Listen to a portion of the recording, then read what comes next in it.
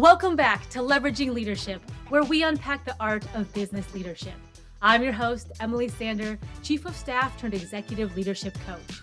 I work with people to help them step into effective leadership and realize their professional and personal goals. If you have known failure and success, if you have had good bosses and bad bosses, if you are a high achiever and want new ideas, and if you want the practical and tactical side of things, then you are in the right place. This show is all about finding your points of greatest influence and leveraging them to better serve those around you. Welcome back to Leveraging Leadership. Today, I wanted to talk through how to set good communication goals. So we'll walk through 3 examples. First of all, what makes a communication goal good? 2 things you can look for. The first one is it clear? Is it clear what we're talking about here in terms of this goal? The second one is, does it focus on what you can control? The inputs versus the outputs.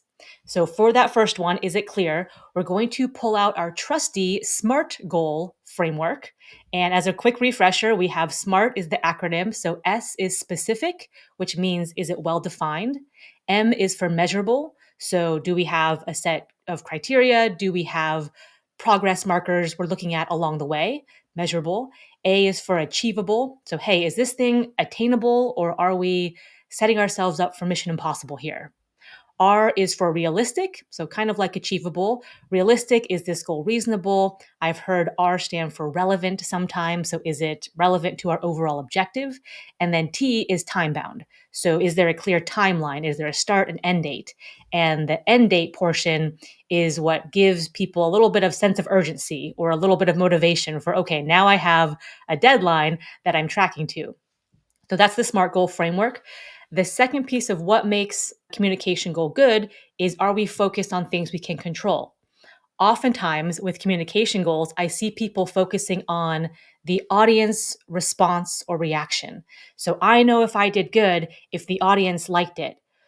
There's a lot of assumptions. There's a lot of, how do you know they liked it? Well, they look like it. Well, some people's faces look different, or some people will say good job and some people won't. If you're waiting for that praise or you're waiting for that certain action to happen afterward, you're attaching that goal to something that's outside of your control.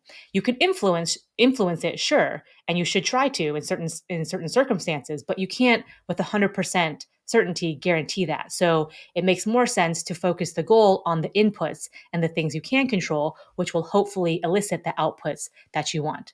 All right, so the 2 guideposts, is it clear? Is it focused on what you can control? Let's go through the 3 examples. First example would be public speaking. Let's just talk about public speaking in a broad sense. So this can be at a team meeting, at an all hands meeting. Maybe you're on a Q&A panel. Maybe you are giving a keynote address to a large conference hall. So all of these things are public speaking in this example. Let's say that you're working with someone who knows the material in and out. They're a subject matter expert in this field or in this topic. So that's not the issue. It's not, you need to know your material better, go do some further research and things like that. This might be someone who's very good one-on-one or in very small groups. So if you're talking one-on-one or in groups of 2, 3, even 4, and people have questions, this person can rattle off the answer in no problem at all. But when it gets to be 5 or 10 people, or certainly 25 or 50, all right, now we're talking about a crowd. Now we're talking about a performance. And when I have to get up in front of people, in quotes, then my hands start to get sweaty, my voice starts to get quivery, and my heart starts to pound. So in this case, it might be, all right, the goal needs to be around getting this person reps. They need practice getting up in front of groups and speaking. They just need to rep it out and to build this habit. So, an example of a good communication goal in that case might be something like, over the next 3 months, this person is going to sign up for Toastmasters and go to Toastmasters every week. And they're going to raise their hand and volunteer for any speaking spot they can get. And when they're speaking, they're going to videotape that, watch the videotape back for their own feedback, And on top of that, they're going to work with a mentor or a colleague or a coach, send the recording to them and get their feedback. And if they're a go-getter or overachiever, they might sign up for Chamber of Commerce or Rotary speaking spots as well. So let's say over the course of 3 months, they're going to be practicing speaking in groups at least once a week. And they're optimizing those reps. So they're optimizing those reps with the feedback loops for themselves and with the coach. So the recording at the beginning of the 3 months and the recording at the end should be significantly different. That's an example of a goal in that case. So it's clear, it's specific. We had specific times that we're meeting and specific things that we're doing in that process to get better. And you'll notice that none of what I said had to do with the audience. It was all the inputs and the things that this person was going to do to practice.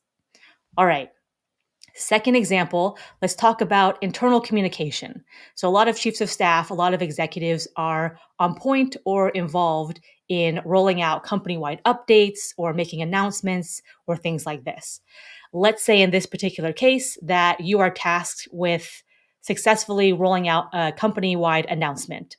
And in the past, these haven't gone so great. So maybe everyone didn't get the message, or maybe certain people got parts of the message and the parts they got were super confusing.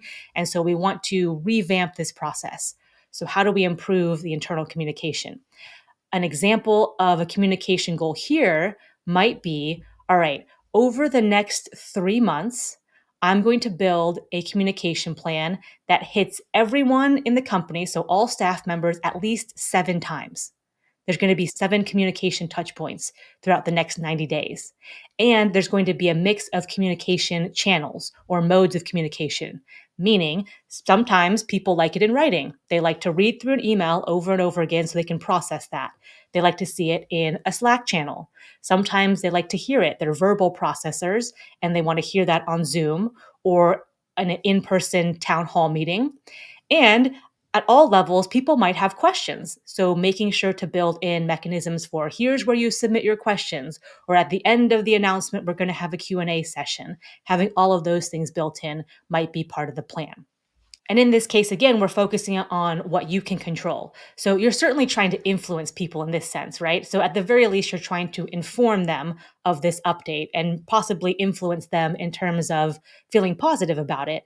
And the best way to do that is, okay, what can I do on my end to make sure this message gets to people, to make sure it's accurate, and to make sure people have time to understand it and get their questions answered. So those are all the inputs that you can control.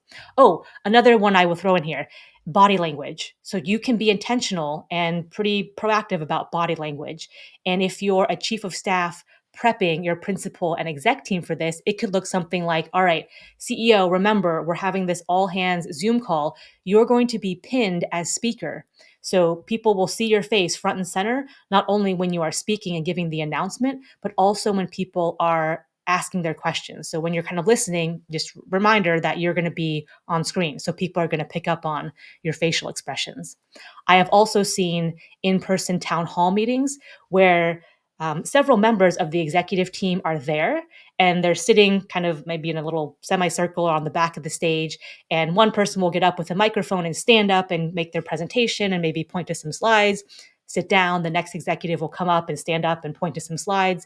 The people who are sitting in the semicircle or on the back of the stage are still within eye line of the audience. And so sometimes it's a good reminder to say, hey, even when you're not speaking and standing up there with a microphone, people are watching you. People can see you. So make sure your body language is such where you're showing up confidently, or you're showing up like you're really engaged and you're interested in what your colleague is saying, and certainly interested in the questions during the Q&A session that people are asking, even if you're not the one up center stage at the moment. So things like that, body language goes a long way. So these nonverbal communication cues, people are picking up on those things all day long. All right, third example here is going to be in the marketing realm. And let's say you are revamping your social media presence for your corporate brand. You're on point for that for a period of time as chief of staff. So you're standing this thing up, or you're kind of revamping, relaunching what you have in a new way. So, what is an example of a good communication goal here?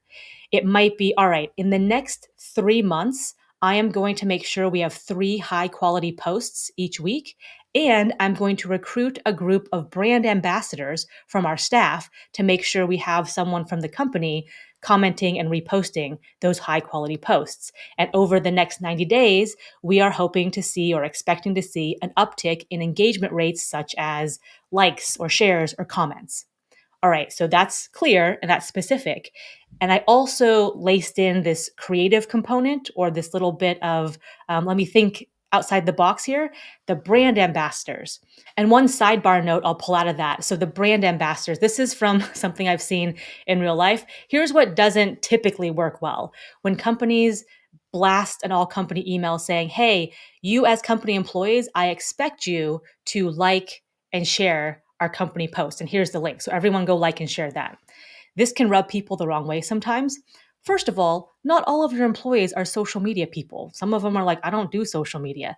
Secondly, some of them are like, I'm on social media platforms, but I don't want to talk about work stuff on my personal account.